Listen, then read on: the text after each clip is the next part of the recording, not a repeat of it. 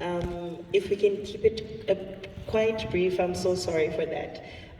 Your question is, access to information and finance are major challenges faced by farmers today. How does the Ubuntu Alliance work to address these challenges and empower smallholder farmers to adopt sustainable agriculture and climate-smart practices?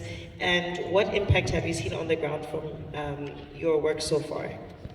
Okay, thank you very much. I'm also going to say, please allow me to just copy, paste, and say all protocols observed.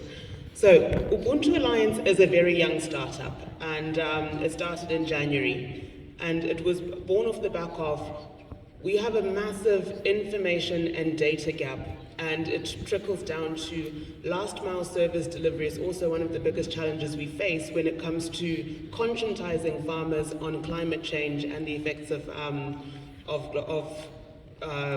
changing rainfall patterns. So, as you know, some of you might not know this, but right now in Zimbabwe, 80% of our soils are highly acidic. This was a study that was done by DRNSS. As you've highlighted, agriculture and energy are the largest contributors for greenhouse gases. But what you didn't highlight is they're also at the forefront of being the solution. Farmers are the future, and farmers are going to be the champions that are coming out with this climate crisis that we have. However, we now need to stop operating in silo. So in the 90s, businesses were very much profit-driven. But the future of business is now having a triple bottom line of people, profit, and planet. And we can no longer operate in silo. Just from the conversations we've had, within an agricultural operation, you also have electricity, you've got energy. It's just regrettable we don't have, Professor Mfumi? One of the biggest contributors towards greenhouse gases within the agricultural value chain is waste. So you start to see that within just one operation, you're looking at energy management, you're looking at waste management, but how can you start to quantify and address a problem if you have not quantified it? So this is where we need to now put our heads together to bring the scientists into the equation to monitor, to measure, to be able to then allow data-driven decision-making. And when I look at Brazil, Brazil's a country that has rapidly increased the integration of technology within the agricultural value chain. And however, a lot of the digital technologies, the GIS mapping, the drone technology, these are all new innovations where it's exciting for young people. So we also need to be thinking, and I'm glad we've got Zimbabwe Youth Council, I'm glad that we have multiple stakeholders in this room, that we need to see how can we empower young people. And what I'm going to say, please can we have a youth desk within the Ministry of Finance?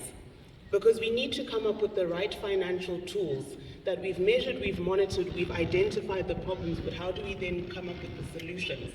So with the new innovations, they are typically greenfield initiatives and investments.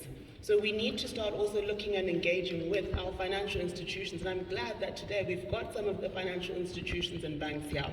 Honourable Minister Haritatos mentioned carbon credits, climate finance. These are new spaces where governments everywhere, private sector everywhere, financial institutions everywhere, we're all learning together. So it's a very exciting space that we've got this challenge with climate change and a climate crisis, but we also have a solution to do something. We still have time. We still have time to intervene. We still have time to reduce global warming, but we need to put our heads together. We need to bring private sector, public sector, donor, developmental partners, and start coming to work to align our actions, not working in isolation. And through the NDS, through the different ministries, through the different strategies and frameworks, the next stage is the implementation. And in the implementation, government and private sector, if you look at things like the Horticultural Growth and Recovery Plan, government and private sector have come together and said, this is what we want to achieve.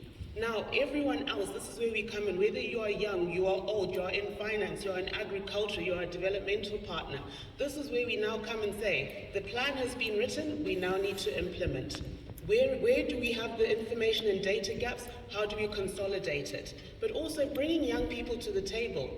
Sometimes my inexperience is my biggest asset. I don't know what's not possible. But when you combine the enthusiasm of young people with the experience of the of the industry veterans, that's when we start having solutions that make sense, solutions that are actionable, solutions that work. So I thank you very much for coming here this morning. I look forward to continued discussions post this event, and I think you asked me to keep it short and sweet.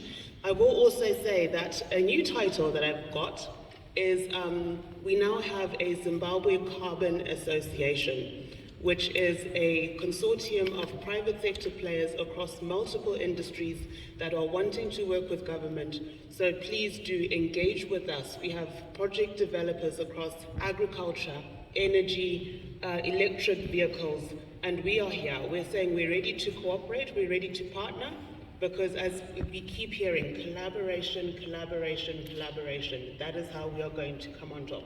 Thank you, Ms. Harris.